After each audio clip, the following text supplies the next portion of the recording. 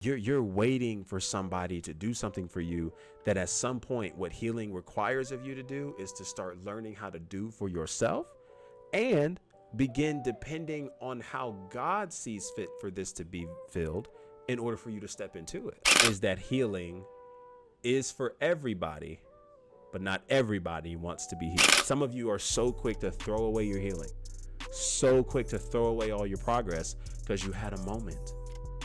We're all allowed moments, but here's the thing. You are able to have a moment. You're just not able to stay there. This is the stuff of healing that people don't talk about.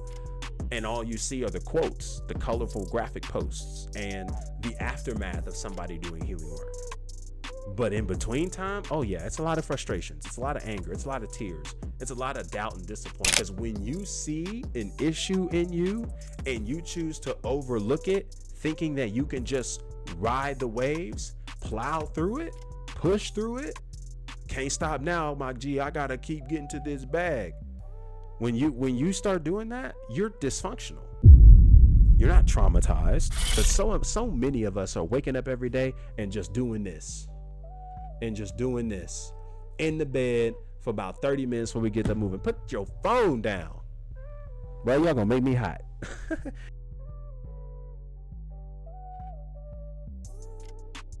Yo, fam, welcome back to the Process Podcast. We're here. We are just dedicated to building healthy, happy, whole, biblical relationships, even addressing healing.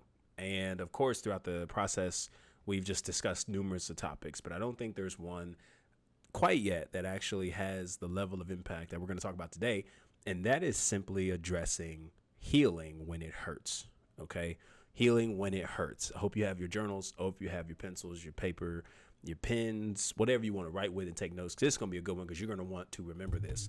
Because the first thing that I think I've noticed in the recent calls that I've had with potential one-time clients, but nonetheless, these free calls that I do throughout the week with some people is just understanding how struggling, how much tension there is for believers when it comes to healing, feeling your feelings, having emotions, and almost being convinced that if you actually have faith in God, then you won't be sad, then you won't be hurt, then you won't feel some type of way when somebody leaves, when your heart's broken, when you experience a breakup, something along those lines. And even to the extent of even convincing yourself that you're good, right? This doesn't hurt you. It's not a big deal. And you go on as life continues and as life has it. After a breakup, after a split up, a situation occurs. It may not even necessarily be a romantic relationship. A friend betrayed you, your work and job let you go. You're having some marital struggles, whatever it is. Okay. It's something that has emotionally wounded you and has had an emotional impact on you. And as life has it, you just keep going. Right? Life just keeps going. Bills still have to get paid. All these different things that start happening. And eventually you just find yourself busy, working to the point where you don't even necessarily know or even feel as if there's anything to grieve because you've had to just keep going. And sometimes you might even feel it creep up on you. And so because it creeps up on you, you're like, yo, I got to find something to do instead of just sitting here feeling the feelings. Because what's the purpose in it? It doesn't change the situation.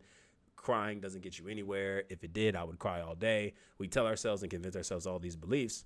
And it oftentimes just comes from misrepresentations or misinformations about really what our nervous system, our emotions, and all these things actually have a way of operating through. Okay. And so this is just going to be the conversation. And I have to really help you understand first and foremost when it comes to doing the healing work is that it's not fun. And if it was, everybody would be doing it. Right. And so what separates you from so many other people is the fact that you're willing to put in the work. The fact that you are showing up to podcasts like this to listen to me yap for a few moments, but nonetheless showing up in the spaces for yourself to actually acknowledge areas that need healing. Okay. And this is more uncommon than you think. If you just take a look in the dating world, if you just take a look in social media, if you just take a look around you, you'll see that this is more of a challenge for most people than it is for others. And so people who actually value healing, people who actually want to live a happy, healthy, whole life, these are the kinds of conversations that you want to tune into, because throughout the crash course of your healing, you're going to have moments that either from a situation or from a person or from something that just happened left field and was unexpected is going to, in a way, alarm something in you that maybe, just maybe, you may have thought to yourself you were healed of, or this wouldn't be a struggle, this shouldn't be a situation.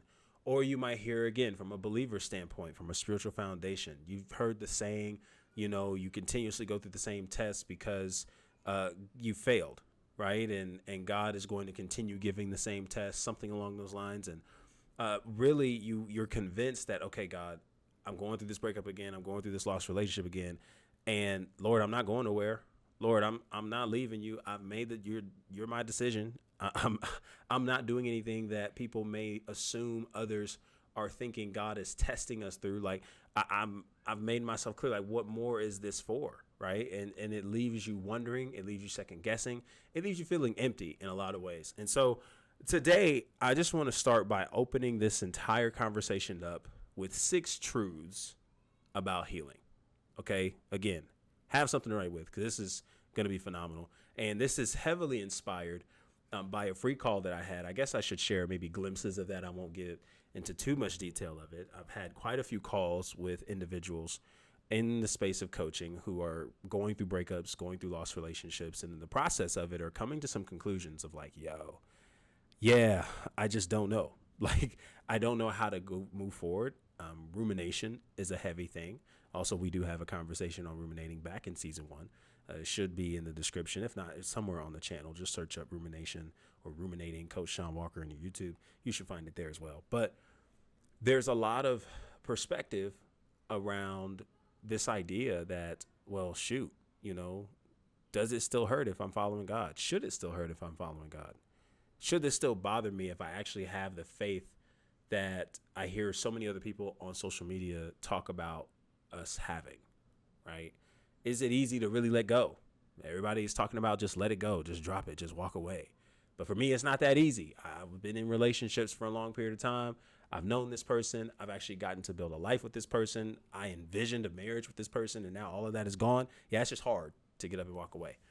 And this particular call that I had really was the center of this conversation, and helping this young lady understand that even though you've been doing the healing work, and even though you are now encountering something that was unexpected, that feels blindsided, the math isn't mathing, things were said that made you believe that this was it, this relationship was it, even though this person doesn't seem to be fully ready, and you don't mind the fact that they aren't fully ready in the areas that they think they should be ready for. You've expressed that numerous times, and yet nothing has really happened. It's convinced you in one way or another that feeling how you feel, heartbroken, disappointed, crushed, is an absence of faith. Makes you faithless, makes you disqualified for so many things.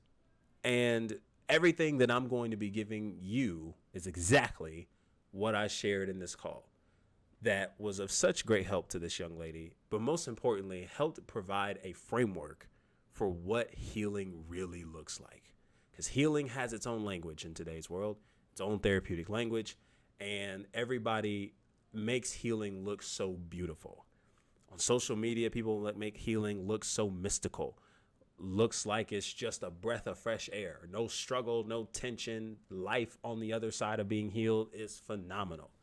When in reality, I got to tell you, and as I'm saying this, I'm thinking of some more truths that I possibly could relate to you outside of the 6 that I think are really helpful. But it really isn't all that it's hyped up to be. And if you really want to do the healing work, if you really want to be a healed individual, you have to come to realize that because not everybody does this healing work, you are actually not just separating yourself from the crowd, but it does get a little bit more lonely. And I know this is not favorable. I know this is not what you like. I know this is what you don't want to hear. But truth is that when you separate yourself enough, there's only a select group of people that you not only have a pool to choose from to do life with. That could be friends, that could be marital, or anything else. But it also reveals that you are actually in a lane that is uncommon and oftentimes uncomfortable for many other people. And in the process of being in a lane that's uncommon and uncomfortable, that just makes you that much different.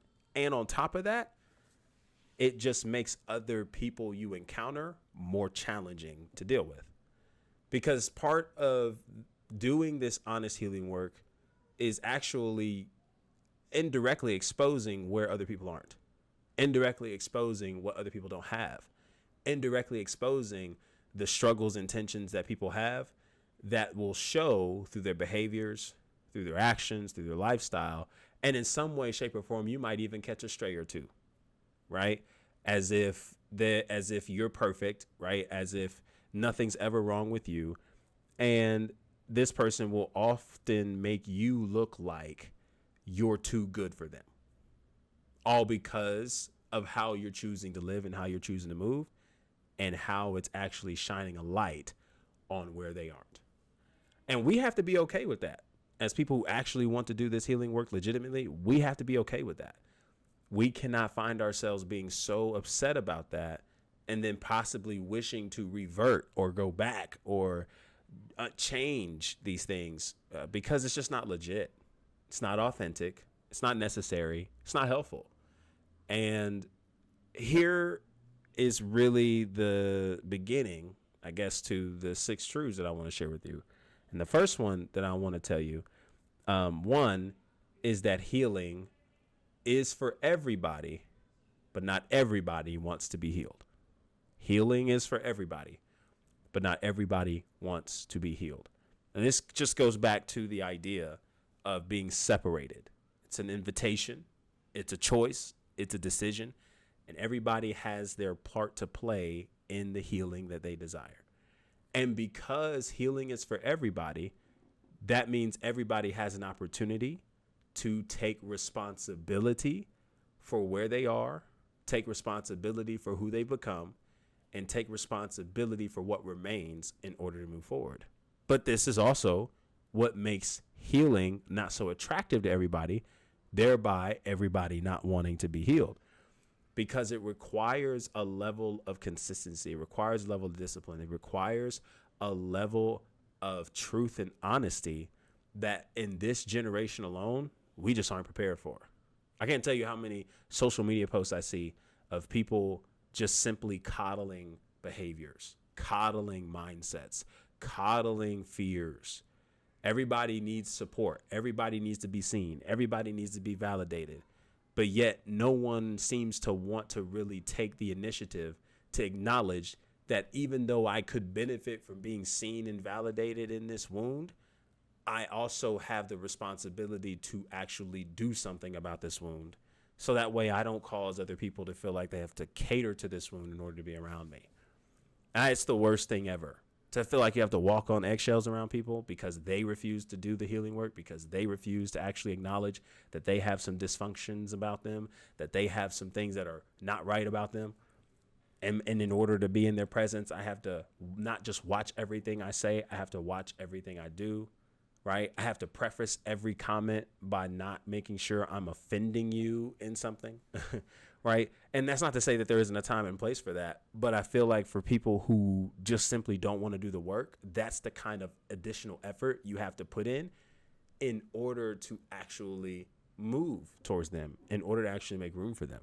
Now, here's where the caveat can come in, right? Because again, what makes us different, because we're choosing to actually want to take on the invitation of healing, is that we actually are, there's some other things that we're called up to as a response to this that I think is really important to note. And that's a few things. Number one is that now we have the capacity to be able to meet people where they are in a more generous way, right? Now, this doesn't mean that by meeting you where you are, I have to now abandon my boundaries or I have to abandon my values in order to make room for you.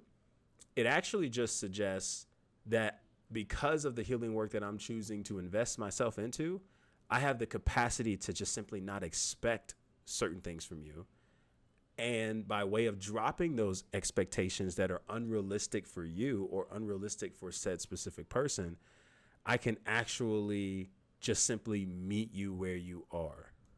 I can actually make room for where you are, not trying to fix you, not trying to change you, just simply being myself authentically, them being themselves authentically. And of course, as long as the relationship remains in the values and standards and things that I have set that I desire for my life to move in. And this is an opportunity to just simply allow the relationship to be, allow it to be what it is, right?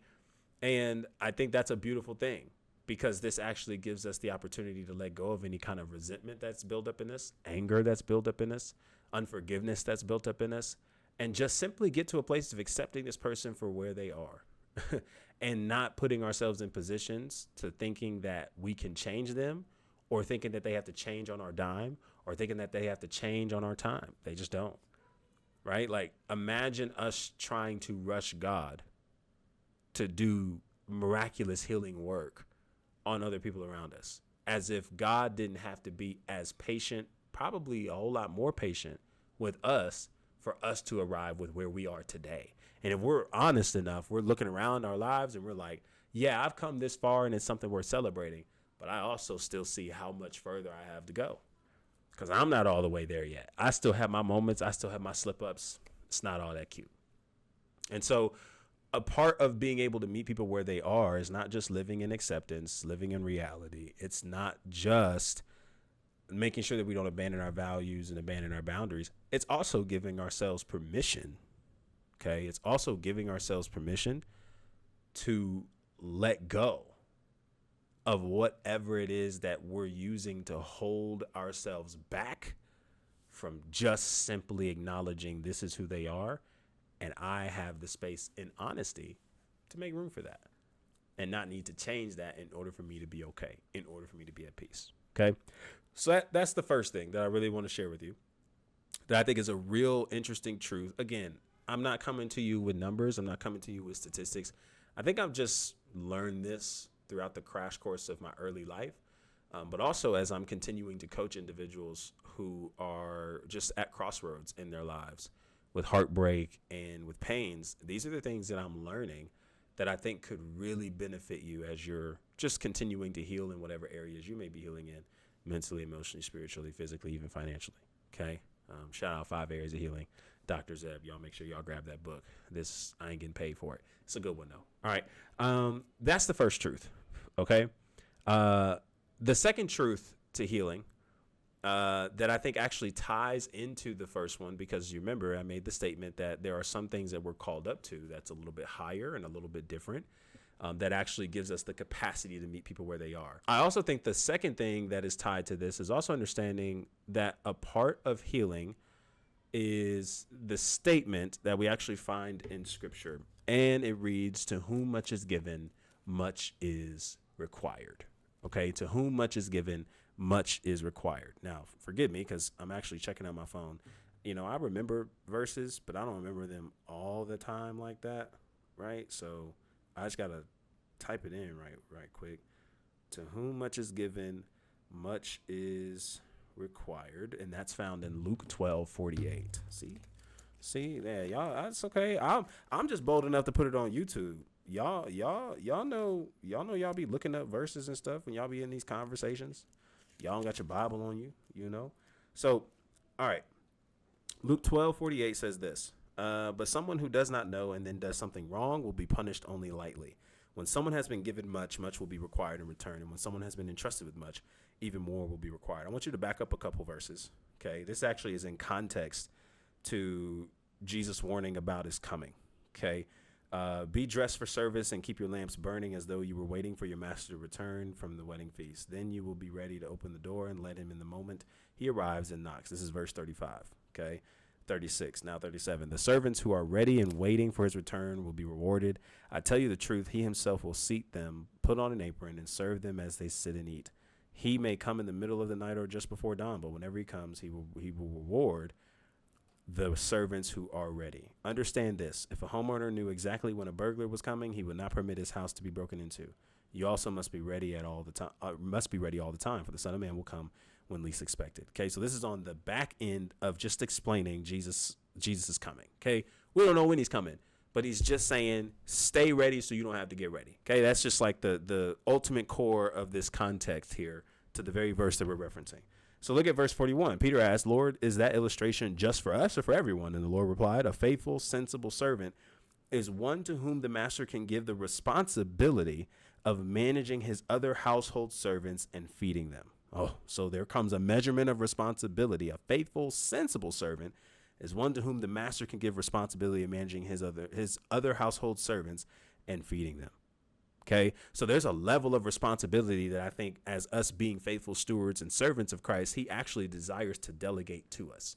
Wherever we are, with whatever relationships we carry, with wherever we're at in this season, there's a level of faithfulness. There's a level of servitude. There's a level of responsibility that God has given us that he desires for us to manage. Okay, it almost has a little bit of ring to the parable of the talents, right? As he gives them according to their ability. It kind of has a little bit of ring to that, but let's keep moving. If the master returns and finds the servants has done a good job, there will be a reward. This is actually pretty close to it, right? I tell you the truth. The master will put that servant in charge of all he owns. But what if the servant thinks my master won't be back for a while and he begins beating the other servants, partying and getting drunk? The master will return unannounced and unexpected, and he will cut the servant in pieces and banish him with the unfaithful. So there's this risk and reward, right? Okay, God, I see what you've given me. I see what you've allowed me to see. I see the revelations, the knowledge, the stuff that you've given me about myself, about your word, first and foremost, that then in turn helps me to see where I am not, help me grow, help me develop. And then I think in turn, because of everything that you're showing me and you're trusting me with, you're helping me see, you're opening my eyes to see in different seasons. And by the way, before I forget, how gracious is God? Right? When we're talking about journeying through life, God doesn't just give us everything all at once. I mean, there are just, again, Solomon is so right when he says to everything, there is a season, a time for every purpose under the heavens. And I think God operates just like that in the sense that there's so much wisdom, there's so much understanding that God wishes to give us, and that God throughout the course of our lives, the more we abide in him, is willing to give us. And yet it doesn't come all at once. Because if it were to have come all at once, our brains would explode. It would be so much we wouldn't know what to do with it. And if we're being honest, we know it would be so much we wouldn't know what to do with it. Because there's some things that God has already spoken to us that we have yet to move on. And maybe this is a good pause for somebody listening to this. Hey, you know what God's already told you to do. You just playing. Like you just moving slow. You playing. No, I think it's time for you to actually go in on what God is instructing you to do. Because you don't need another revelation. You don't need another graphic post. You don't need another TikTok. You don't need another deep dive. You don't need somebody to come in and just give you some awe-inspiring revelation that they had that may not even necessarily be a revelation. Like, you don't need that. Okay, you just need to actually move from what God's already told you and what God's already given you, because there's value in what God's already given you, right? And you waiting for somebody. And I just think you really want to answer the question, like, who or what are you waiting for to give you permission to do what you know God's already instructed you to do, right? Like, we're talking about the God of the universe who has given you the vision, who has spoken to you, who has told you these things, who has revealed these things to you. And yet you are walking around looking for external validation from other people who can't see the same thing God's given you. And you're waiting for their permission when in reality, you already have the greatest permission you need. And that's from the Father who has instructed you to do such things. I'm living proof. I'm not trying to cook you. Right? I tried to step away from this, and it was at the beginning of this very year, 2025.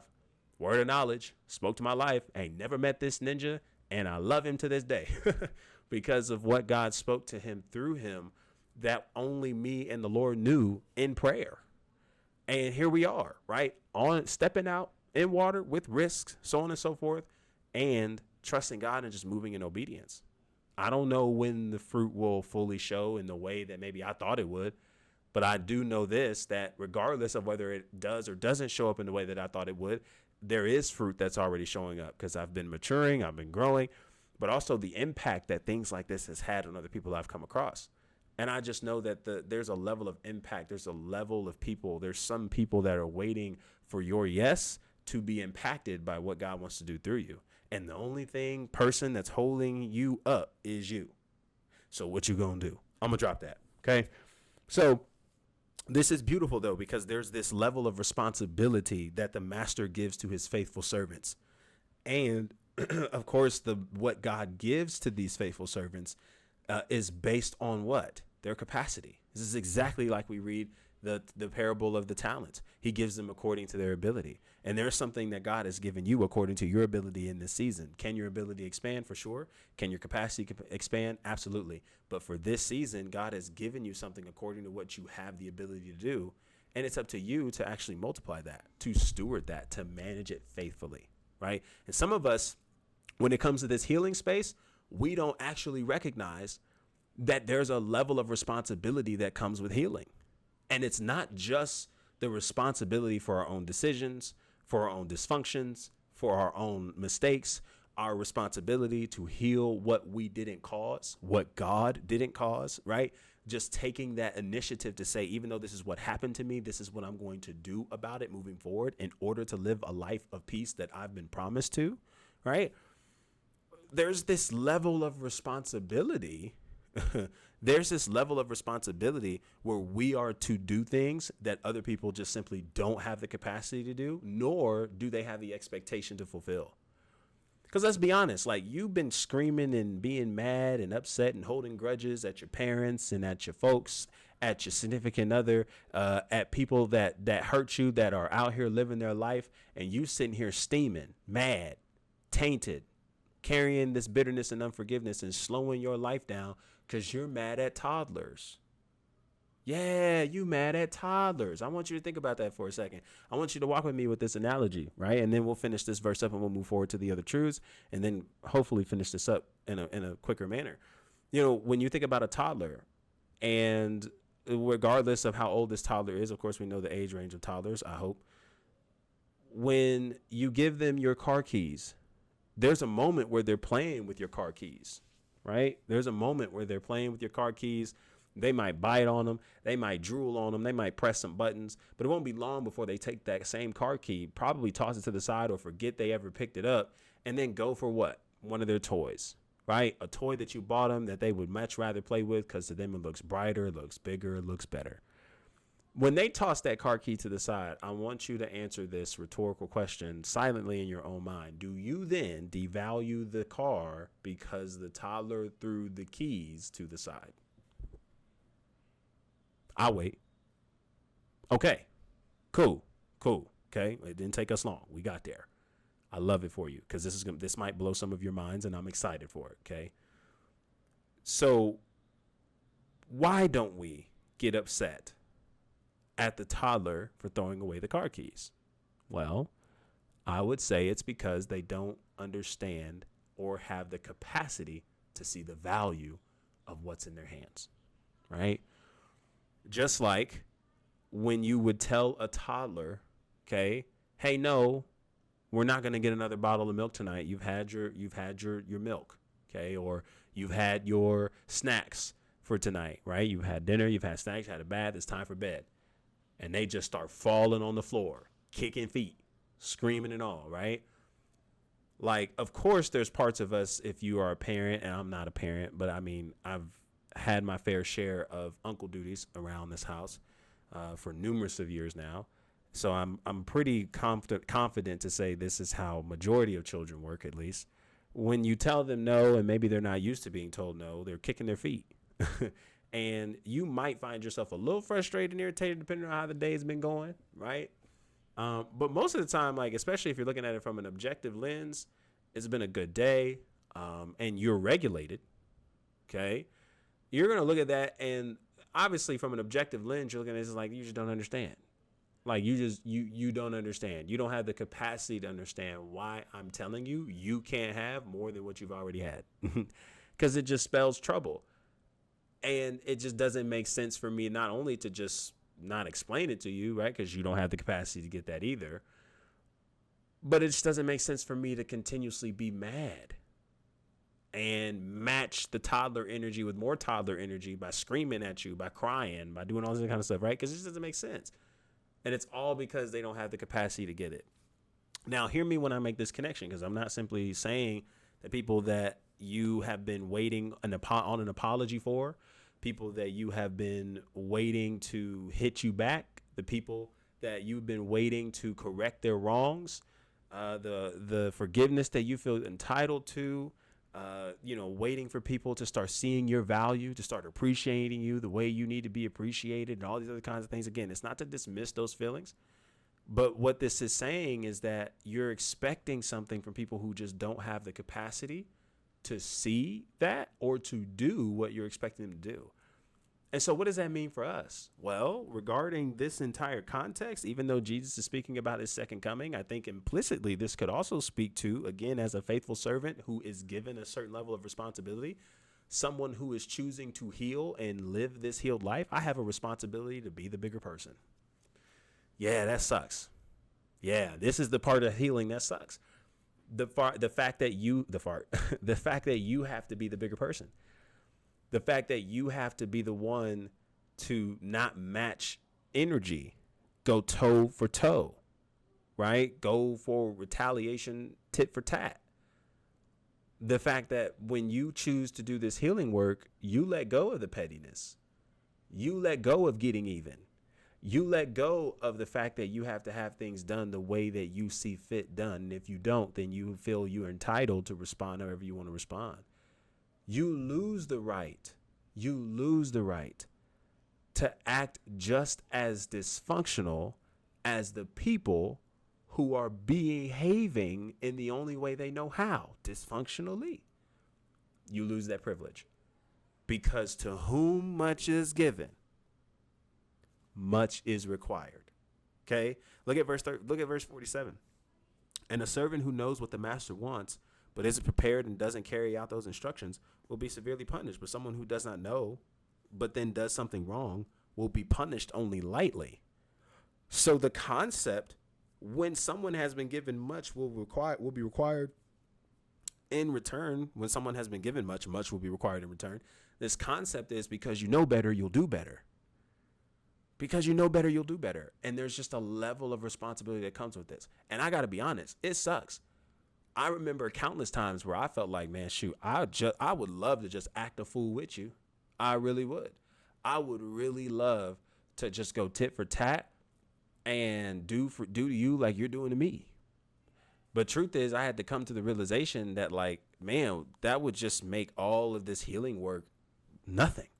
This would make all the times that I've had to learn to do some breath work and process my emotions and not blow up and not do all this other kind of stuff that I'm used to doing, right?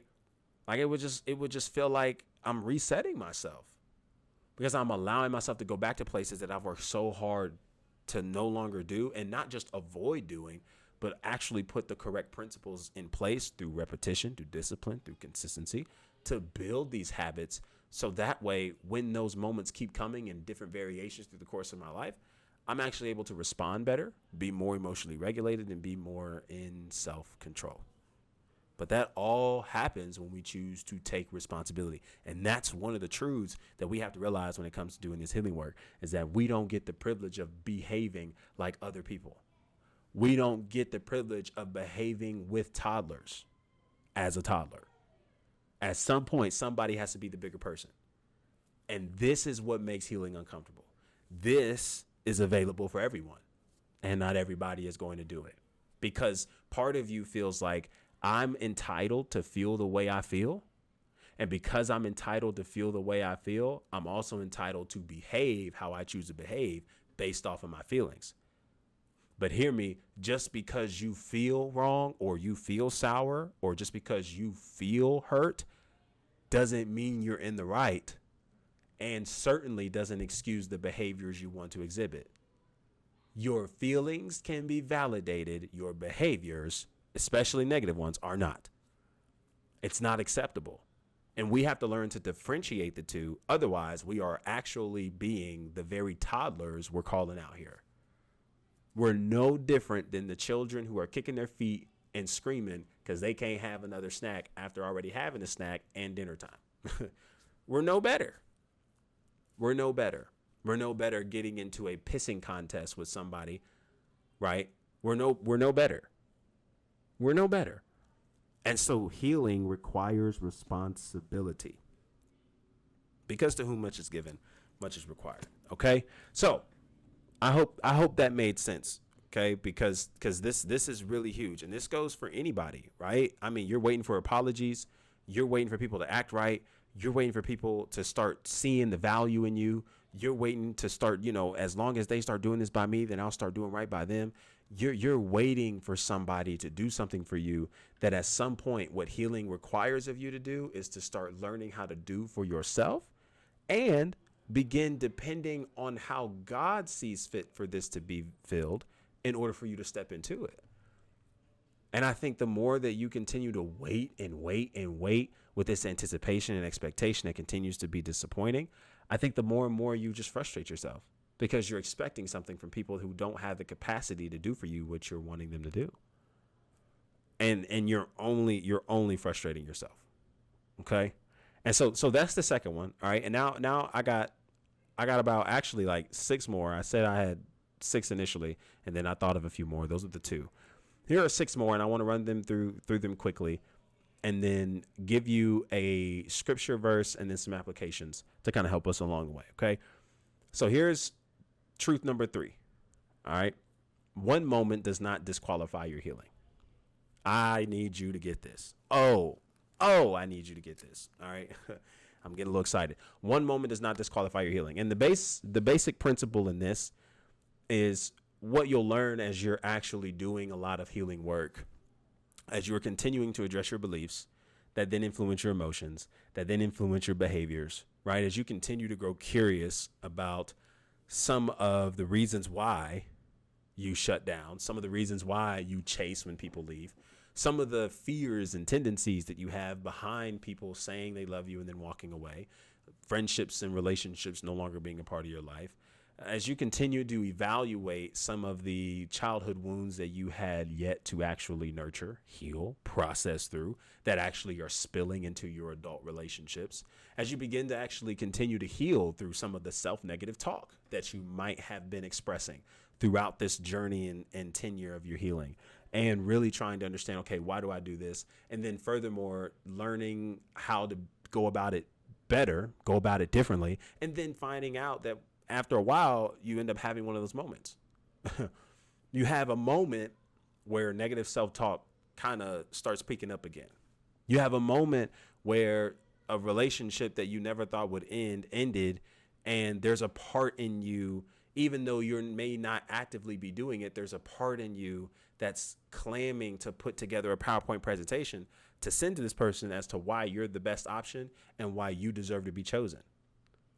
There's a part of you that when the conflict comes, right, there's a part of you that actually kind of wants to run the other way, become a runner and a track star, maybe deflect and avoid, right? Maybe you turn it around and you might use what they said to manipulate them, gaslight them, right? Whatever, right? Just some of these tendencies that we're learning comes about when it comes to just acknowledging the healing work that we had to do.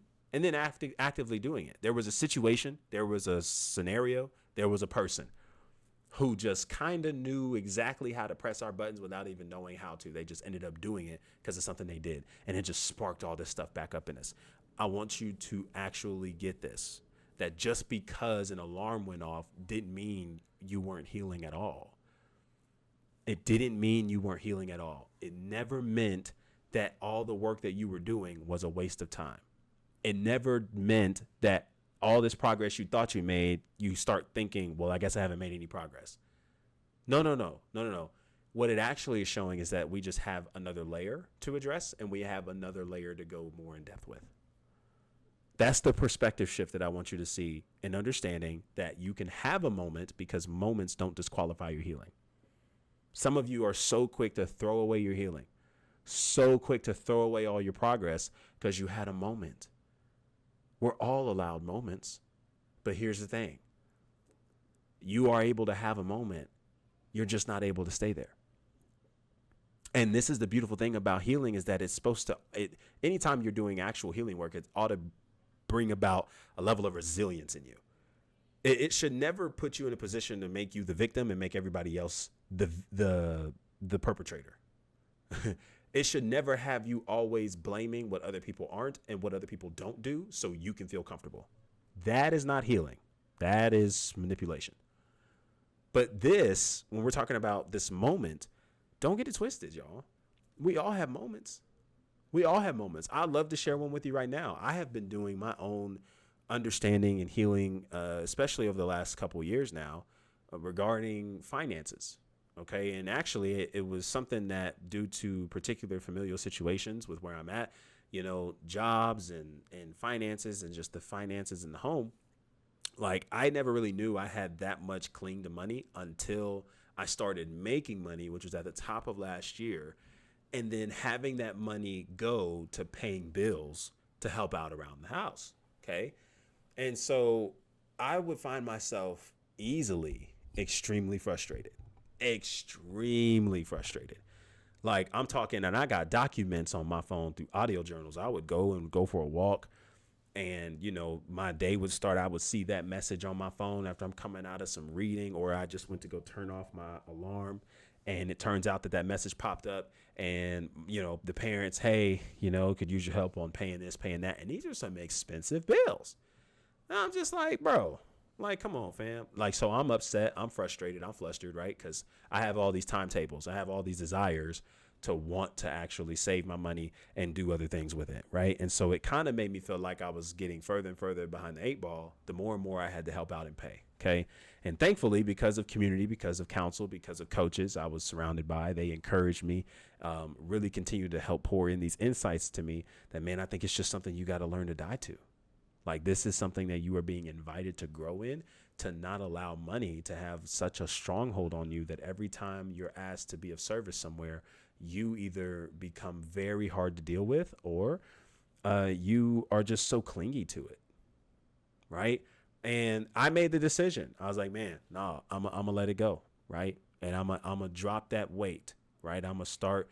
I know this is coming. This is not a blind side anymore. This has become a regular routine to be of service, to be of help in this season, because it's just what the season is requiring. And I have the means. And this is something that I'm able to be of service to, right? And so with some perspective shifts, man, so proud of myself. I stopped having to take these long walks in order to calm myself down to eventually give the money where it was needed. And I was able to do it immediately, right? I was no longer looking at my phone and ready to chuck it across the weight room. I was like, okay, cool. How much do you need? And gave it, right? And so it got better. It got better. And it all started with a decision. But I had a moment this morning where a message was sent, hey, and at the time I didn't even really read the full message, because typically moms ain't texting and sending a message this early unless it has something to do with like needing some help on something financially. So I've just grown used to it at this point. And I mean, we've had, and according to my pockets and my budget, lucrative bills to pay. Okay. So it's been crazy. But this one, I looked at it, I didn't even read the full message. And I was laying in bed. I was woken up a little earlier than my alarm. I was like, just in that moment where I was like, it sucks. I wasn't angry. I wasn't, hurt. I wasn't frustrated. I was just like, man, this sucks. This sucks, and I had a moment where all that stuff started trying to creep its way back, like, man, I just like, it just feels like I'm never going to get out of here. What's going to happen? Like, fam, I mean, I just started trying to take the money that I just got paid with, and I'm trying to move it into my savings. And it's almost like she's a money whisperer. She can hear when money is getting put it, and she just starts asking. And she ain't asked this question for what feels like almost a month. And then as soon as I get money, because after the last time I spent it, lost my, my whole check went to that. My whole check went to the power bill, because like it was that crazy. And yeah, like I got this, and dang. Like what's going on? And so those moments started kind of picking up a little bit more. But y'all, I got to tell you, after meditating, after just regulating my emotions, okay, not allowing what I was feeling to take off and run, but just simply continuing to grow curious with them. Okay, so even though this is what I feel, what is really happening, right? Really just taking the time, doing some breath work, getting into some prayer, getting into my Bible, doing it daily, just reminding myself of how great, awesome, and amazing, how kind, how generous, how rich, how available my God is. And just really focusing on what's left, right? And really centering myself on that, man, I was able to get back to a place, even though there was a moment where it seemed like my emotions were kind of fluctuating. I was able to, again, through emotional resilience, get back to a regulated state where I wasn't allowing that to define the rest of my day or change my mood when I walked out the room or affect how I was going to greet everybody when I came downstairs, right? Or be something that I was just delaying on giving before I walked out the door. Stuff that I used to do, I don't do anymore. That's because I had to be intentional. That's because I had to continue to grow curious. Man, what do I really believe not having this money says about me? Not having this much in my account says about me. Not being able to save to do this, this, and this by the end of this, and this say about me. And all of it came from places of ego. All of it came from places of comparison. All of it came from places of expectations that were unreal and that weren't really for me in this season. And I'm just telling y'all, man, I had a moment. But because I had a moment and I was able to kind of come back and regulate and throw away the whole process of what I've been doing up to this point, it just meant, okay, cool. So it's something that we're still growing in. It's something that we're still learning how to navigate, right? And we're learning how to navigate in better lengths, in better ways. And one of them is just like, hey, okay, I don't need to jump to assumptions based off what I see in the early stages of the message. I just need to look at the whole message for what it reads, because it wasn't even that bad. This time it was just for groceries. Oh, well, that's not bad. So here I was going crazy in my mind because I'm used to seeing a message like that and usually assigning it to, oh, this ain't no good. When in reality, it was just groceries, fam. And I was of service. And so I use that real life example upon many I could give you just to simply say that you are allowed to have moments. And when you have that moment, don't allow yourself to stay there. Don't allow yourself to become a victim to the moment by allowing your emotions to take you everywhere about the person, about the situation, just drawing up conclusions because you are not at ease with the ultimate decision of the person or the situation or what was said. Right? Because there's that again. It's crazy because we don't need that to be at peace. Right? And again, y'all, this is the price of healing. It's uncomfortable. It sucks. It's not fun. This is the stuff of healing that people don't talk about. And all you see are the quotes, the colorful graphic posts, and the aftermath of somebody doing healing work. But in between time, oh yeah, it's a lot of frustrations. It's a lot of anger. It's a lot of tears. It's a lot of doubt and disappointment. It's a lot of challenges that you're met with. Curiosities on whether or not something you're hoping for and praying for is really going to come. Because it just seems like you've been in this same season forever. And I want to tell you and encourage you that one, it's just a season. But two, it's something that allows you to continue to be developed into the person God ultimately wants you to become. And a lot of the version that you are to become in God's development process with you is the version or the type of person that is able to let go, let some flesh hit the floor, die. That's what this looks like. And it looks different in various different ways, but you're able to have a moment. Okay. I spent a lot of time on that and I hope you got it. Okay. Let's move on to the last few. Second one is healing is surgical, not comfortable. Okay, be sure to write that down. Healing is surgical, not comfortable. Okay, just going back to a personal story that I've shared numerous times on this channel, but your boy had staph infection, a left lower leg injury that I had in middle school. And, doctor was like, hey, if you would have came in a week or so later, 2 weeks later, you might have had your leg amputated. It was that bad. Okay, I sucked at speaking up when I had injuries. I didn't think it was that bad. It grew to be that bad. But anyway. So when that happened, it was surgery that was required, right? I had a wound that a Band-Aid I tried to cover it with didn't work. I had a wound that, over-the-counter medicines I used didn't work, right? And it was such a deep pain that it required surgical work by professional doctors in order to actually get back into some alignment and some order moving forward. And when I had the surgery, hey, I had to relearn how to walk. I had to relearn and rehabilitate the leg. I had to kind of go back to square one in order to build this confidence back up to be able to do ultimately what I wanted to do, which was play basketball, play sports, all that kind of stuff later down the road. The biggest thing that I want to use in this that I think also will come in handy, and one of the other points that I want to make about healing, is that real healing isn't supposed to be something that just is easy. It's not easy. It's not comfortable. It's not easygoing. It's not fun in the sense of just you're excited about having to do things like meditate and having to do things that maybe other people around you don't do. having to regulate your emotions like other people around you don't do. The family you're around, the home that you grew up in, everybody else is able to go do their own thing. And here you are looking at what's left and having to make some adjustments for your own life because you recognize that this is something that probably isn't beneficial for the life that I want to live, the person I want to be, the wife I want to be, the husband I want to be, the mother and father I want to be, right? The friend I want to be. And I'm noticing patterns in my family that they don't care to change.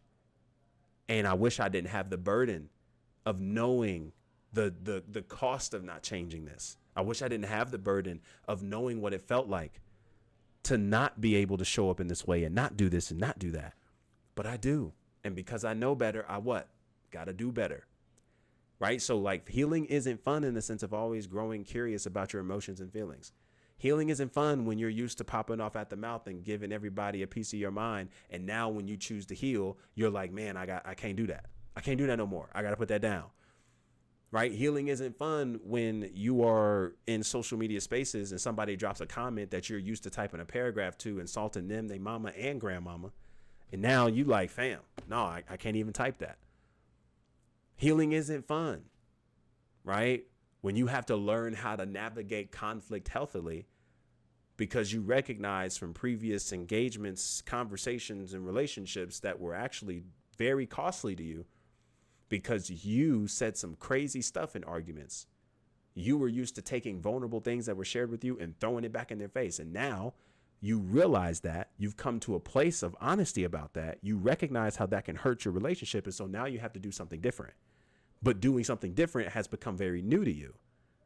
But you recognize the power of doing it. Like you realize in this healing work from being honest that you can't shut down no more.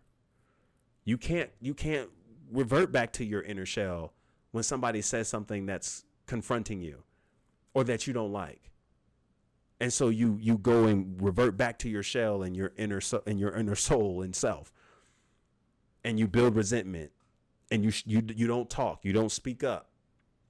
Right? Like when you recognize this stuff, when you acknowledge this stuff ultimately becomes now a decision. Am I going to address it or am I just going to ignore it? And by way of ignoring it, stay dysfunctional. Because when you see an issue in you and you choose to overlook it, thinking that you can just ride the waves, plow through it, push through it, can't stop now, my G, I got to keep getting to this bag. When you start doing that, you're dysfunctional. You're not traumatized. You're dysfunctional because you're choosing to look at that and saying, man, I'm good. Who got time to deal with that? I got this paper to chase. I got bills to pay. Who gonna do it but me? Okay. And God has an interesting way of showing and shutting all this down. I'm telling you. And I just would hate that to be for you. You know what I'm saying? As much as I'm talking like this, I would hate for that to be something that you experience where life has a way of sitting you down in places that you were unwilling to actually take on the invitation and endure and journey through yourself because you were scared of what you might find. And I think it's something worth considering, right? My computer talking about freeing up storage space. Let me hurry up. Healing is surgical, not comfortable. Number 3, this is clear, right? You cannot heal what you're dishonest about, right? Healing requires honesty. And I think the biggest simple statement that I can make with this is just same way with the healing of the lower left injury. Like if I never would have said anything, if I was never honest about the pain I was experiencing, if I was never honest about what I was going through in that moment, I would have never really gotten the healing I needed. My leg would not be here today. Right. And I think that's the same thing that goes with our hearts, with our minds, with our emotional stability. We have to be honest about what we're feeling. And we have to be honest about these things in order to actually overcome it. Otherwise, we're just simply lying to ourselves, lying to others, and delaying the inevitable. Okay. Last 3. And this one we've talked about in an extensive podcast. So if you want to hear more about that, again, hopefully I can put that in the link in the description. If not, check out the 4 Myths of Healing is the title of the video. 4 Myths of Healing, Coach Sean Walker in the YouTube search bar. You'll find it there. Healing is linear. Okay, but not in the way that you might think, right? It definitely has its ups and downs in terms of it's something that's not gradually going up, right? It has its ups and downs, but it also means it has and gives maintenance checks. Okay. And maintenance checks, I like to compare it to a car, right? So if you get your car routinely checked, it has its maintenance checks just to make sure everything is running smoothly, making sure everything is good, and up to, regular code, inspections, those kinds of things. Like that's sometimes how our healing looks, in the sense that it's something that is an opportunity to just continue giving regular routine check-ins for us to remain consistent at this place of being healed, right? A lot of times, and I'll give a different perspective of this, and this is something I've learned from the current coaching group that I'm with, that I'm a part of, coaching and just being coached in a way. When you give a 0 to, every week we come together and we check on each other, highlights and lowlights of the weeks. But this is a big question. We give a 0 to 10 life satisfaction rate, or 1 to 10 life satisfaction rate, right? 1 being it was the worst ever, 10 being you're feeling good, no struggles, no issues. And typically when you look at a 1 to 10, people will look at a 10 and say, oh, I'm perfect, right? And gosh, well, since I'm perfect, I can't be a perfect human being, so I can never be a 10. When in reality, this is actually a whole different viewpoint of that here in these calls. What we do is we say, hey, being at a 10 doesn't mean nothing is wrong. It just means, hey, like you're satisfied, you're good. And a 10 doesn't mean you have nothing else to improve on. It just now gives us an opportunity to remain at a consistent level. We want to, now that we hit a 10, we actually want to find a way to be consistent and maintain a 10. Right. And how do we do that? Well, I mean, there's various different things, but that's the goal, right? We want to be at a 10, not because we're perfect, not because we don't think there's nothing to work on or nothing to improve, but because really, when we look at the sum total of our life in all areas, we're okay. We're at peace. We're satisfied. We're content. And we understand that there's a way that we can actually reach a level of consistency in maintaining that 10 that allows us to continue moving forward. And when we fall from that 10, right, it's, obviously if it's a dramatic fall from like a 10 to a 2, okay, there's something that was pretty hectic that happened and we need to unpack it. Going from like a 10 to a 9, 10 to an 8, that's not the worst, right? We're just, hey, there's a few things that we want to clean up, some things that we want to just do a little bit better of going into this week or going into the next couple weeks to be more mindful of, right? It's not the end of the world. We're still satisfied. We're good. And so I want you to think about that when it comes to your healing. It's not something that you have to feel like you have to do forever. Now, as a believer, we do understand that we are saved and not yet saved, right? So that aspect is very true, right? We have the eternal gift of Jesus in us, the gift of eternal life through Jesus, right? We have that, so we've been saved. And yet we have yet to be saved, right? Because we are not yet in eternity with Jesus, and he's on his way back. That's a very true thing. Right. So as a believer, there's some tension that we hold there. However, even in that same tension, there is an aspect where we can say that we are healed and being healed. We are healed or whole and becoming whole. Right. From a spiritual perspective, that I think also speaks to the length and variety of our lives. OK, there is a way that I can actually be healed and be whole in this life. And the way that I'm healed and whole is by living my life in a way that pleases Jesus, in a way that actually serves him, uplifts him, reflects his heart through me, right? Living in a place of peace that Jesus has promised me. Therefore, I have to work to maintain it. Shout out Psalm 34. So I have to do the intentional work to maintain the peace that Jesus has promised me, which means I can't put that in the hands of my spouse. I can't put that in the hands of my business. I can't put that in the hands of money and status. It's on me. And because it's on me, it's my responsibility. So what do I need to do to maintain that peace each and every day? And when I'm not at peace, what is something that's trying to push me out of that I'm giving too much power and permission to? I got to consider that. Right. But understand that healing often has a maintenance check to it. OK, and it's something that we want to routinely give ourselves room and opportunity to check and look at. OK, just like you would go to the doctor. I got to go for my routine checkup. Got to make sure everything is good. Right. The same way here with our healing. That's how we want to do it. It's not something that we feel like, OK, I got to take 5-10 years to heal from this one breakup that happened 5 years ago. Right. Or gosh, I don't know if I'll ever be healed from my issues. I don't know if I'll ever be healed from my trust issues. I don't know if I'll ever be healed from my abandonment. I don't know if I'll ever be healed from my attachment. I don't know if I'll ever be healed from my rejection. I don't know if I'll ever be healed from certain traumas. Here's maybe a real controversial thing, man. I really do believe we serve a God who has the capacity to actually heal things that we don't feel we can heal on our own at any given point in time.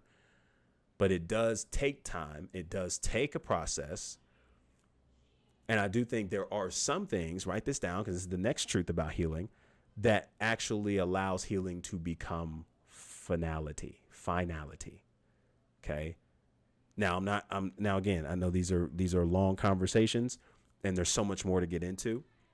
I do think there are certain things like traumas, emotional wounds, incidents that occur. There's a lot of trauma that's in the way of us actually seeing God. In a way, there's a lot of trauma that's in the way that hasn't been dealt with, that hasn't been processed, we haven't gotten the proper help with, that's actually in the way of doing life the way God sees fit, serving him as our Father, loving him as our Father, and really living in a life in that alignment and obedience. There can be, for sure, but I think that's another conversation for another day. I got to keep things moving. When we talk about healing can include finality, again, just like the wound on my left leg, as you can see, your boy is not on crutches. Maybe you can't see, but I'm not on crutches. I'm not on a wheelchair. I'm no longer taking antibiotics to fight infections.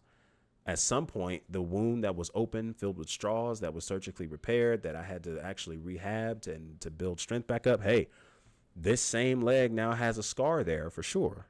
Has a scar, but I don't need the same things and remedies that I once had because it was healed.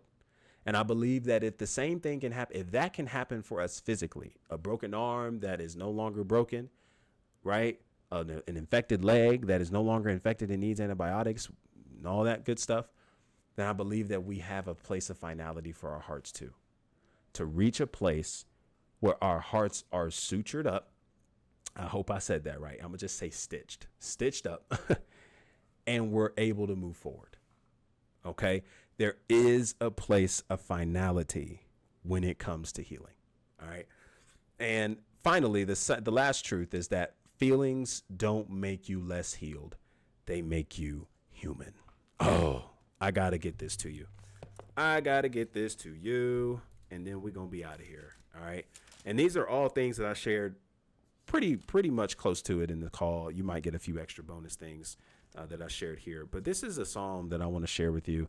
And by the way, for all of us as believers, I really want you guys to just take a second and recognize that there are just certain people that you just need to stop giving your ear to. And you just got to stop listening to everybody. You just got to turn your phone off. You got to stop giving your ear to every pastor, every deacon, every first lady, your mama and your daddy who don't know half this stuff we talking about. It don't mean you don't love them. It just mean, hey, there's a certain level of security clearance you got to have in order to speak to me about certain things. And this may not be one of them. I love you though. You know what I'm saying? I love you though, but it's just, we can't keep doing this. And I think one of the things that has been so harmful, unfortunately, to many, many people that I have counseled up to this point is just this idea that because you feel some type of way, or you feel hurt, you feel sad, you feel betrayed, you feel disqualified, you feel crushed by somebody doing something to you, an incident that occurred, a breakup, a separation, that then there's this idea that it automatically connects you to being faithless. And I just think that is unbiblical. Across the board. If you think of people, and I'll just give a few examples. Jesus wept. His weeping did not mean he was dysregulated, nor did it mean that he was faithless, because we're talking about the same Jesus who had the power, who stood in front of Lazarus' tomb, weeping, then praying, and then resurrecting Lazarus. Okay. Israel mourned the loss of their leaders. They mourned Moses, who died. They mourned Joshua, who died. They mourned their leaders. That didn't mean that they were faithless. That just means that they were human. There was a deep loss that occurred that they grieved for a set period of days before they continued on their journey. David, who was separated from Jonathan. David didn't want to leave Jonathan, but David knew if he wanted to live, he had to leave. So when we go to 1 Samuel chapter 20, verse 41 through 42, where we read that David fell at his feet. David and Jonathan fell in each other, towards each other, crying. David grieving and groaning the loudest. That didn't mean he was faithless. That just meant that he had to release in order to actually move forward. It meant he was human. He had somebody that he cared for, that he loved as his own soul, that he recognized this could be the last time we see each other. He didn't want that. But he knew he needed to move forward. And if he had to move forward, that meant he had to leave Jonathan, and he had to let that go. That's a human characteristic. That's humanity. Lamentations, my Lord. If you've never read it, I encourage you to do it. Israel mourned as they were experiencing the punishments of their disobedience. They were mourning and lamenting, crying out for repentance, the entirety of this small book, right? Psalms, which is where we are in this reference here. I mean, so many authors, David writing about half of them. These authors who were just allowing their hearts to be poured out to God, allowing their emotions to be felt and experienced. And not once were they shamed for it. Not once were they ridiculed for it. And not once was God nowhere near them, nowhere present towards them. In the midst of their feelings, in the midst of their emotions, in the midst of the dysregulation that they were experiencing as enemies surrounded them, as distress was upon them, as pain and anguish consumed them, dark days and struggling seasons were chasing after them. It didn't seem like there was an end in sight. And yet they not only kept talking to God, they kept being real with him too. From take out my enemies to God, my tears, I have no more. I've cried them all.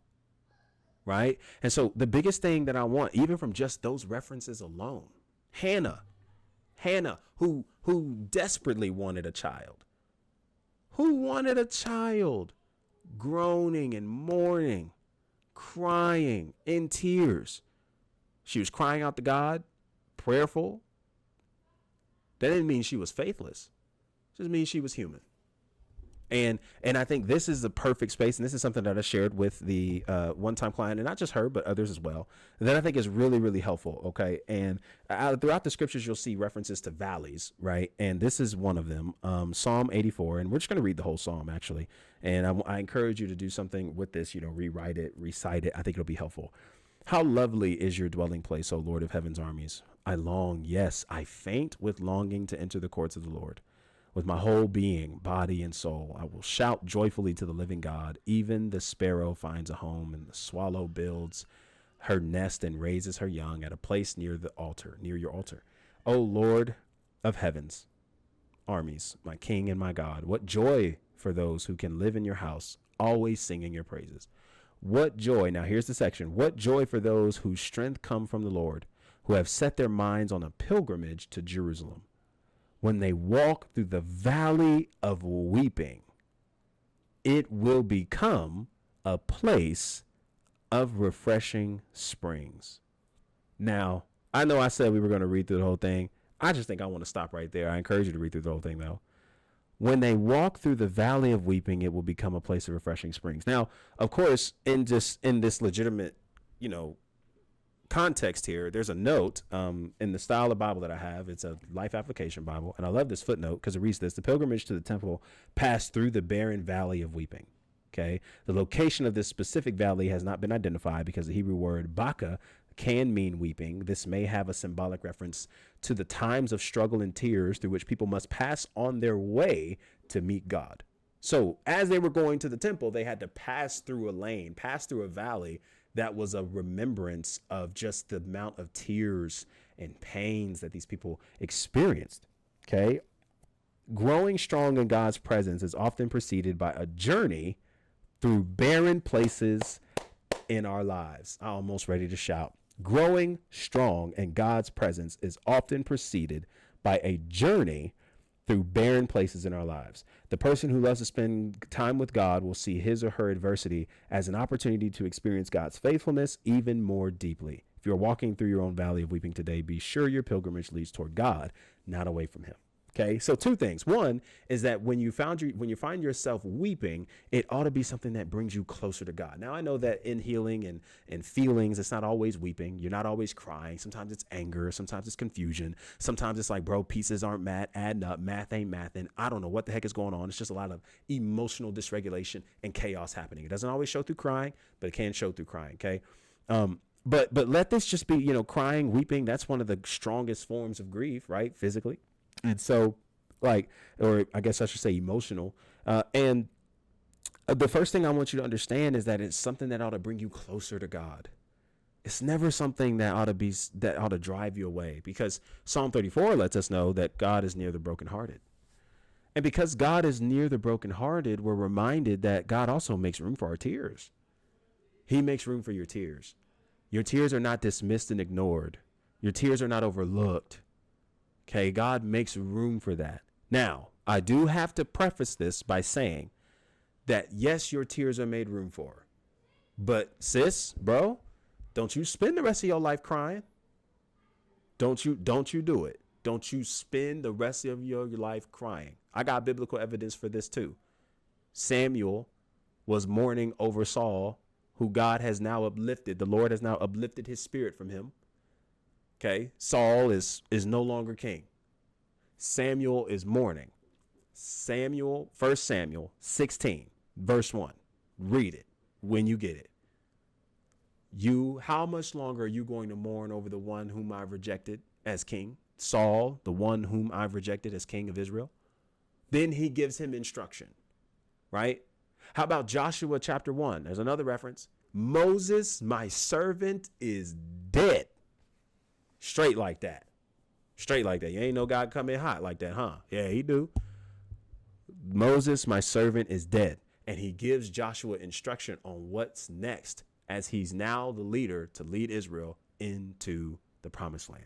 Okay, 2 references specifically from the Old Testament. I know you think it's dusty, but it still has references. It still has power. It still has preferences. And one of them is just the idea that, yes, God makes room for our mourning, but trust me when I tell you, you better get to mourning and moving. Every day, if you wake up every day with tears in your eyes, so be it. But as you tear and as you cry, wipe those tears, and I want you to do a few things. Be grateful and express gratitude for another day that God has given you. Express gratitude for what God has what God has left in around you, remaining for you, in you, through you. I want you to realign your values. I want you to remind yourself, hey, these are the values that I'm setting as I'm moving forward. What are the 5 to 7 things that I'm choosing to value in my life? I want you to rehearse and remind yourself of those things. I want you to celebrate the gifts that God has given you, that you have another day and opportunity to cultivate and express.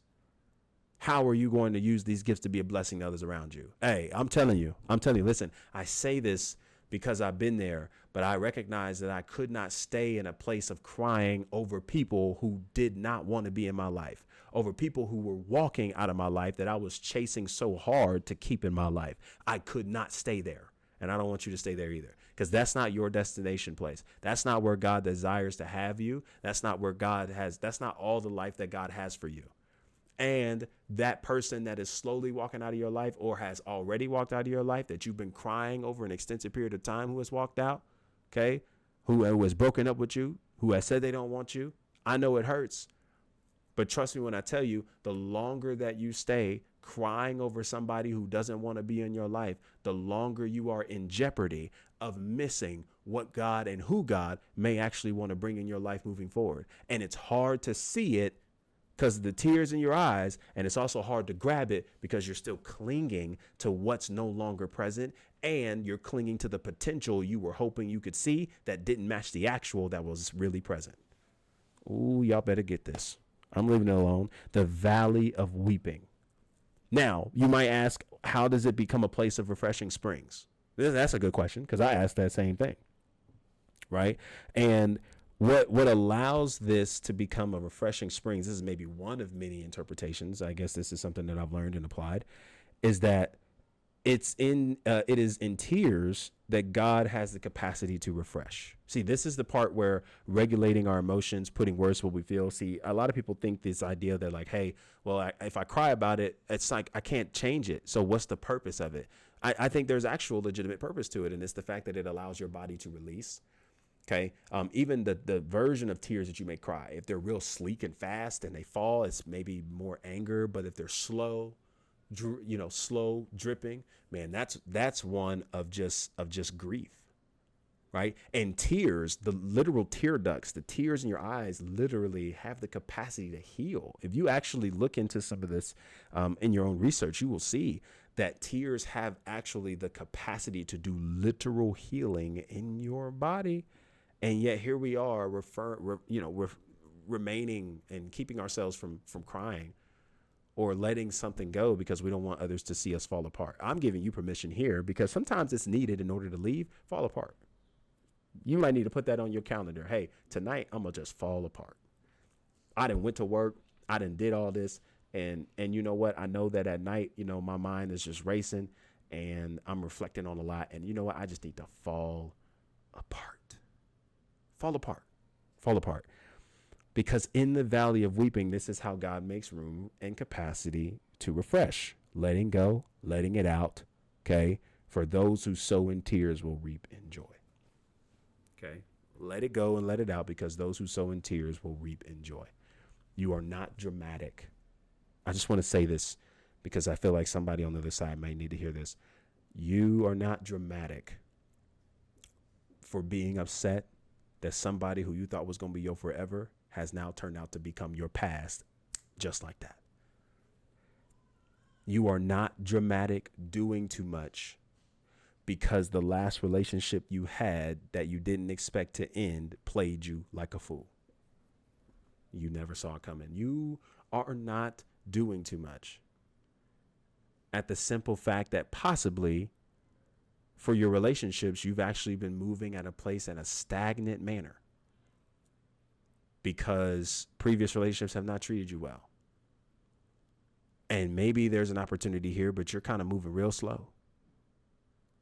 You're not doing too much. You're not doing too much because you're pissed off at the fact that this ninja had the audacity after everything that you've been for him to betray you. That everything you've been to her, she said she don't even want you no more. No, fam, you're human. You're human.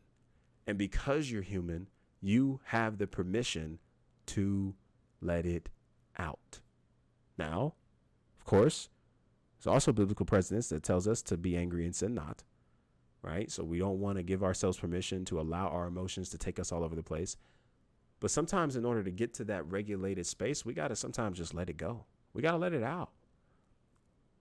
And it's in letting it out and in rehearsing those things in those moments as the tears fall, as the anger, strong weeping takes place. Man, we just remind ourselves of who God is, who God has called us to be, our values, how we're choosing to move forward. Because that is actually where regulation comes about. Okay? And remember that the valley of weeping is something to pass by, not to stay in. Remember the context. What joy for those whose strength come from the Lord, who have set their minds on a pilgrimage to Jerusalem. When they walk through the valley of weeping, it will become a place of refreshing springs. Now look at the rest of this. The autumn rains will clothe it with blessings. They will continue to grow stronger, and each of them will appear before God in Jerusalem. So they started out on a pilgrimage to the temple. They end arriving at the pilgrimage, at the temple, right, in Jerusalem. But they went through the valley. And as they went through the valley, they grew stronger. Hello. One last cry. That's all you need. But it's in this valley that you are going to grow stronger. You are going to grow stronger. This is not a sign of weakness that you have to take some time to grieve somebody who's no longer in your life that you never thought would leave your life. It doesn't make you smaller or less than because it takes you some time to let go of somebody who told you a lot and then did not back it up. But get this, as you go through this, what's on the other side of this is the ability for you to grow in fruit, right? But then also this is what's helping you build the resilience so that if this were to happen again next time, it's not going to keep you. Watch this. Let me backtrack that. Let me back that out. Back it up biblically. Back it up biblically. Shout out Robert Madu. Okay. Look at this. What this is going to give you is the capacity to build the emotional resilience. And in emotional resilience through this may have happened, but you're going to be able to integrate it into your actual reality. This is what happened, but it's not who I am. It's the summarization of integration. But what it will do is it will help you build the confidence because of the healing work you're doing now. It will help you build the confidence to know that you have the ability to stand back up. And it will not keep you from living in fear of trying love again. Because the confidence you will have in the healing work you've done to stand back up if you were to be knocked back down again becomes greater than the fear of being let down, you're good. You're good. This applies to across the board in your healing. For those women who are hyper independent and got your man on loud, you are your own man, where nobody can make decisions for you. You're hyper independent. Nobody taught you what it looked like to let go. You know you can turn your man down when your confidence to be able to stand back up again is greater than your fear of being let down. Amazing. Same with your healing. Same with your emotional healing. Same with your ability to realign with your values and move forward to find love again, to live and love forward. It's the ability to get back up again. And that's all the confidence is in. And greater is the confidence that you have in God that he can pick you back up. It's not just the confidence in the healing work you did tangibly. It's also confidence that God can pick you back up again. That his healing work can restore you again. Absolutely. So I think Psalm 84 should just be some homework for you to just really recite, to really think through. But gosh, I've held you too long. Okay. These pods are supposed to be under an hour, and I've held you too long. Okay. So quickly. Quickly. And there's so much more that we can get into because all of these deserve their own little episodes. I didn't even fully get through all the scripture references and all that kind of stuff. So I think there's so much more to dive into, but let me give you 4 quick applications and then I'm out of here. Okay. Number 1 is do some grief work. All right. Maybe for the next 30 days, and maybe it can be more. What I want you to do is just locate yourself within the 5 areas of grieving. Okay. 5 areas of grieving is denial, anger, bargaining, depression, acceptance. I don't have time to go too deep into those. That can be for another pod as well. So be on the lookout for that if that shows up. But listen, locate yourself within the 5 areas of grieving. Okay. Am I feeling angry today? Am I feeling in denial today? Where am I at? Journal this out every day. Okay. Be honest about it. Where am I at? Where do I feel like I am? And then describe some of the emotions that you're feeling. Put some words to it. Okay. And I want you to know that if you end up finding yourself at acceptance, which is also another term that we could use for that finality piece that we talked about earlier regarding healing. So if you're at acceptance with a consistent, repetitive manner, one day after another, you probably have grieved it. And I think it's safe to say you're good to move forward. Right. Sometimes people don't really know how to grieve, or they just don't know, like, when is grief supposed to be over? Is it supposed to be a forever thing?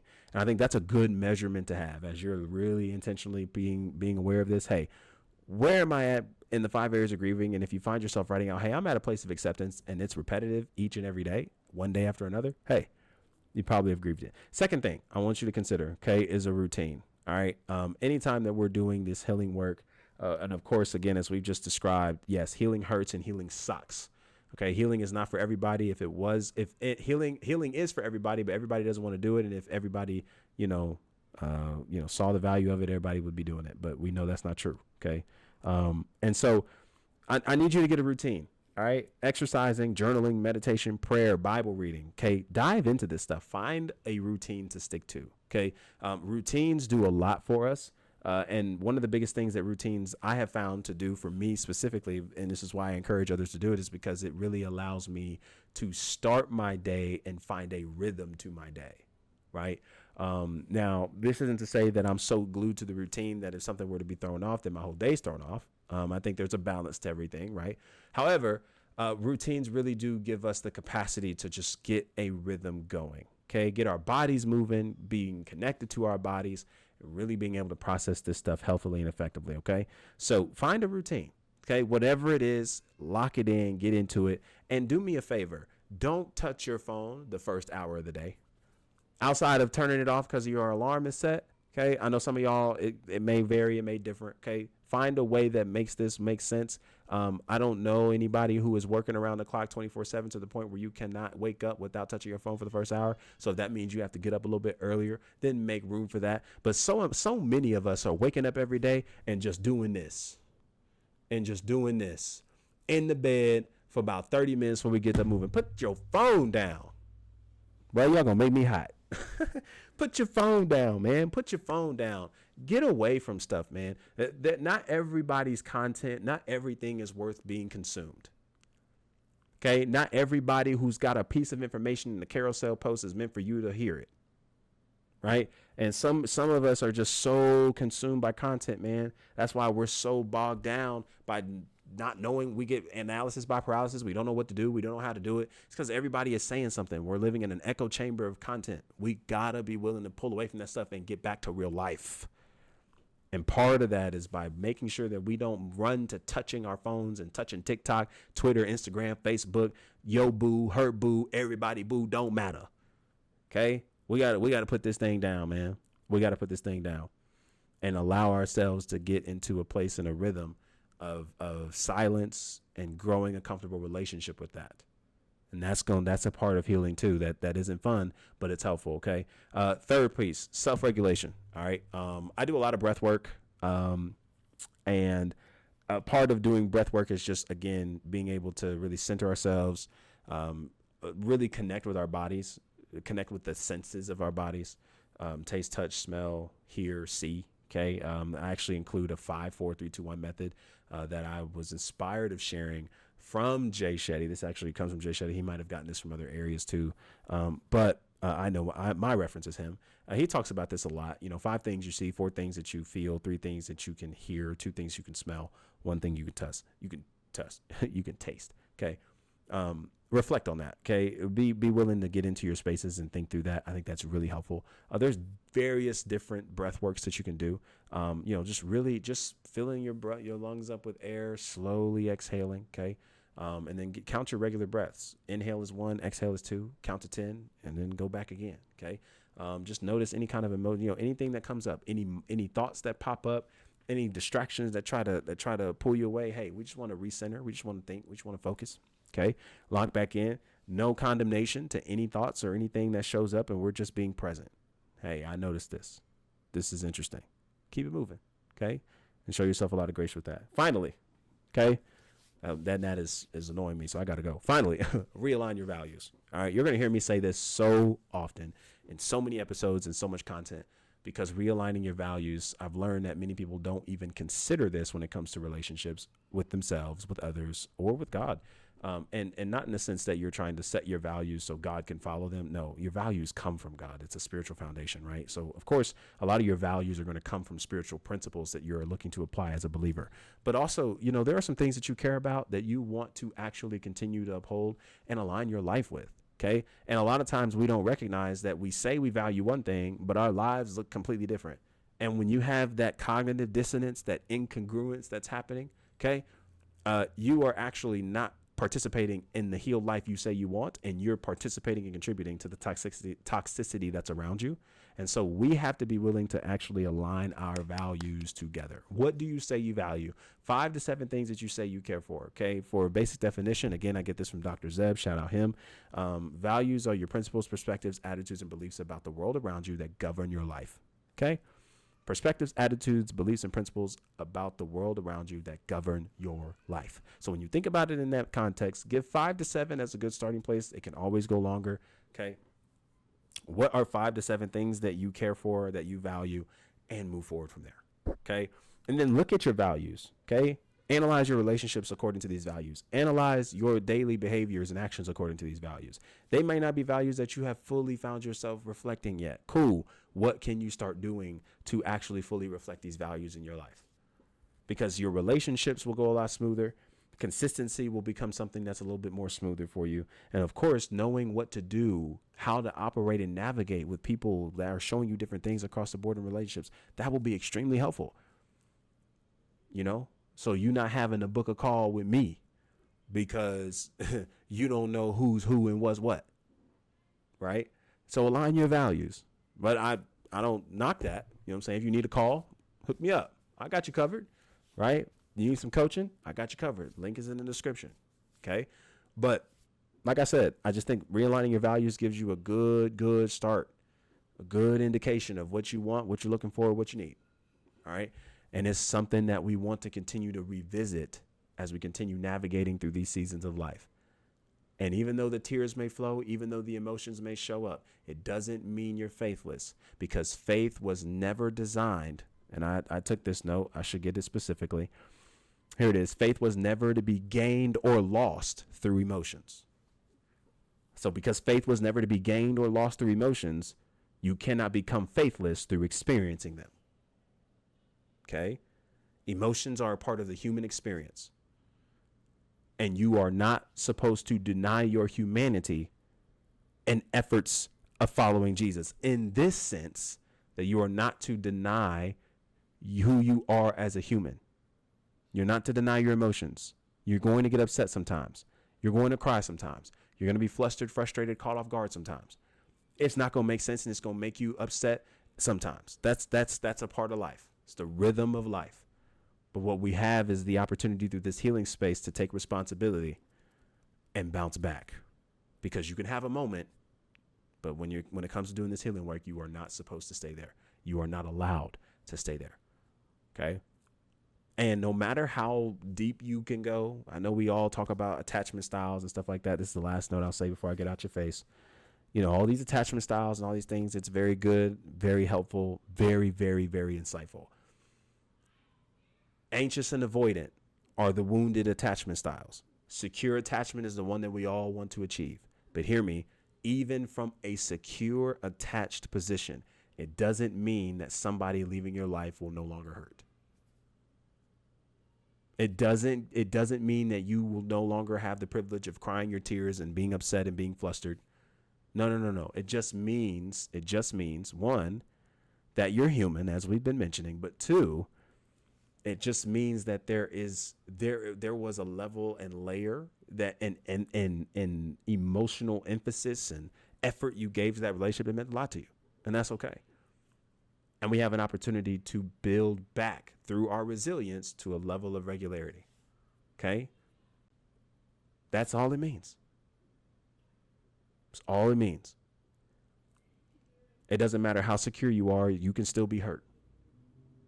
It just means that the hurt does not drive you away to chase them. And it doesn't mean that the hurt drives you away to run away from everybody. It just means, hey, I need to deal with this. I need to sit down and I need to take care of this in efforts of actually having a healthier relationship again. Okay. And there's no such thing as being perfect and being fully prepared for one either. And that's a whole nother conversation we'll get into. I don't even think I should even open that can of worms because we'll be here for another hour. But look out for that in another podcast because we'll talk a lot about that, something that I've learned in other calls as well. So many people who are just really, really wanting to get as healed as possible when really they're moving from a place of perfectionism. Okay, I'm guilty of this myself, and so I'm excited to share some of that with you guys in future episodes. But for now, that's it. Okay, forgive me. I held you 30 minutes longer. I'm gonna do better. Okay, this is going to be an accountability track. I'm gonna do better in making sure that these episodes are a little bit more shorter, concise. I don't allow myself to rant for so long. Man, this was just a very impactful conversation that I shared with others, and I hope it was helpful for you. If it was, do me a favor, type "caught it" in the comment section below. Okay, what was the biggest takeaway you got from this call, from this message, from these thoughts? I'm excited to hear from you. And if you are looking for any kind of individual coaching, that will be linked in the description, or we can schedule a call, figure out your needs. There's a form for you to fill out, and we can move forward from there. Also, your boy has a Feel to Heal guide, okay, designed to help you understand the basic oversimplification of emotions, okay? In no way, shape, or form is this designed to give you all the insights on emotions and what they do front end and back end. You know, more descriptions and understandings on that can come shortly, okay? But this isn't one of many ebooks I've written so far. It's just an ebook guide, about 14 pages or so, just designed to help you understand your emotions a little bit better from a biblical lens. Okay. And with that, if you go to the actual page and purchase the book on the upsell, you actually get a mini course. Okay. Just for you. Everything half off, by the way. With the mini course, you'll be able to actually get deeper insights in this course on how to repair your relationships.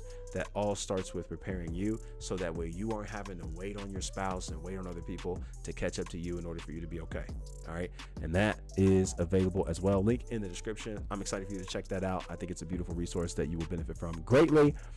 It's been a pleasure. It's been an honor talking to you in this entire time. I'm excited for our next episode. Hold me to it. Under an hour. I got you covered. Until then, be easy and be breezy, my friend. Peace.